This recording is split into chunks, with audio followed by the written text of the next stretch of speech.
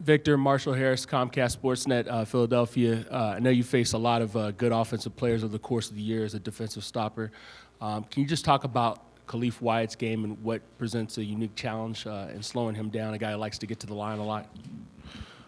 He's a really good player. I've been watching him throughout the year, and he's the best player in their league. That's why he won the Player of the Year in that league, and he does a lot of good things well, a lot of different things in order to score the ball. And if I draw that assignment, I'm gonna have to do a good job of slowing him down in order for us to win.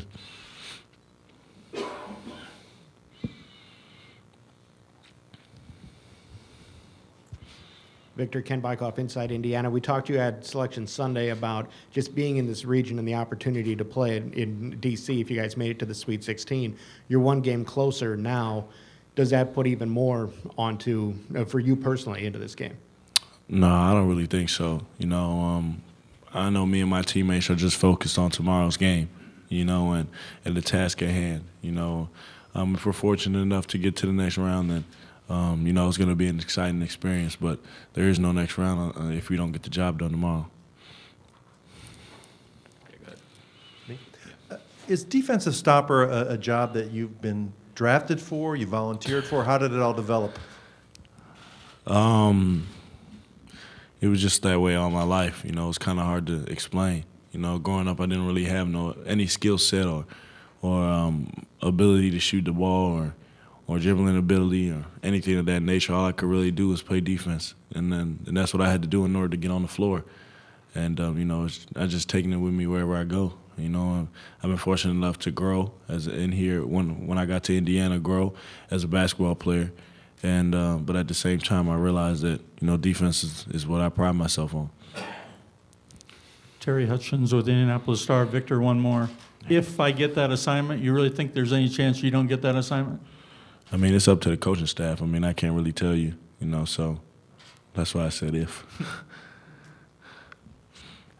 Right here. Reed Jacobs, Temple News. Cody, what have you seen from Temple inside that's going to lend you to stop them tomorrow, or what do you guys want to take care of tomorrow? They definitely have skilled bigs, especially with O'Brien, that can step out and shoot it so well. They put 5 guys on the court at all times who can score, and that presents a lot of problems for trying to stop them. So we're definitely going to have our work cut out for us in that area. Mark Hale, New York Post. Cody, this is the first time Indiana's been seeded as a 1 in 20 years. I was curious if there's a different level of expectation or different level of pressure, I should say. For you, I was curious if you talked to your brother Tyler about being a 1 seed and what that's like, if that prepares you at all any better. I didn't talk to him about being a number 1 seed or anything. We've been dealing with expectations the whole year. So ever since even last year at the end of the NCAA tournament, we were, I think the day after the national championship game, we were, named the number 1 team for this season. So we've been dealing with expectations all summer throughout this year. So this is a mature group that has dealt with it pretty well, and nothing has changed much. We don't worry about it.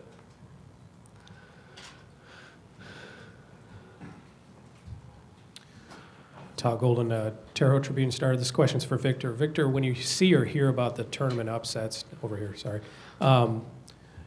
and being in a position of being a number 1 seed yourself, it's a given that you want to win, but does it go through your mind that you don't want to be one of those teams that's on the wrong end of an upset at this stage of the game?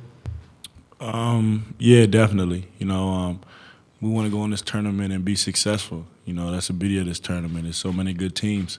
If you're in this tournament playing at this time, then you have to be good, which is why you got to be ready to play every night. And the Big Ten prepares you for that. That's why it's so great. You got to be ready to play every night in the Big Ten, or you could lose at Penn State or at Michigan State. It doesn't really matter.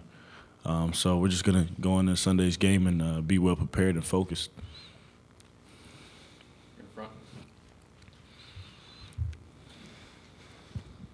Jordan, what kind of defensive challenges is Temple going to bring to you guys, and maybe do they compare to anybody that you guys have played this year?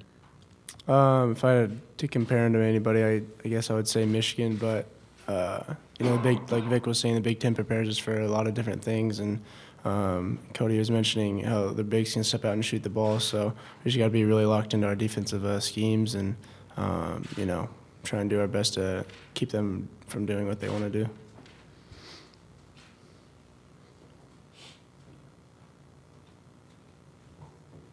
In the back. Andy Prophet, Terre Haute Tribune Star. Jordan, I know you're not a big individual accomplishment person, but obviously tomorrow you'll get the chance to be to set the record for most games played at Indiana. Just talk about what that accomplishment does mean to you. I didn't even know about that, but I mean, that's pretty cool to be able to say that. And, you know, growing up in Bloomington, being able to play for my hometown university has been pretty special for me. Couldn't have done it with all these guys up here with me in the locker room back there, but, you know, it's pretty cool, but I'm more focused on getting the win and what we can do in order to do that. Cody, yesterday you guys played pretty sparingly in terms of playing time. You only had 10 to 20 minutes for most of your starters. Temple's starters played upwards of 35. How's that going to impact the game tomorrow? I mean, I don't think it's going to matter too much. I mean, I think both teams are in great shape. You know, we played a lot of guys yesterday, but you know, this time of year, you know, you get a lot of adrenaline. You know, it's not. I don't feel like I get too tired in games like this just because they're such big games, and I don't think it should be that big of a deal.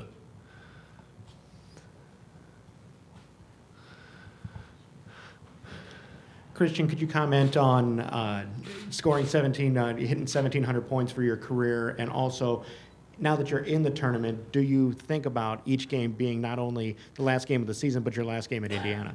Oh, yeah, well, it definitely goes through my mind, and my mindset is just, you know, I want to play with these guys as long as possible, but, you know, as long as we win, I'm not really too concerned about, you know, how many points I score or anything of that nature, so I just want to continue to play with these guys for as long as possible. Christian, you guys going into the James Madison game talked about how many seniors they had, and Temple has a lot of veterans as well. What makes veteran teams so dangerous at this time of year? Well, just the experience. We know Temple's been in this tournament for the last 6 years, so we know they got a lot of experience, a lot of tournament experience. But you know, any team playing around this time of year is a great, you know, a great tough team. So you really can't, you know, take them lightly or anything like that. Any further questions for our student athletes? Yeah, right here.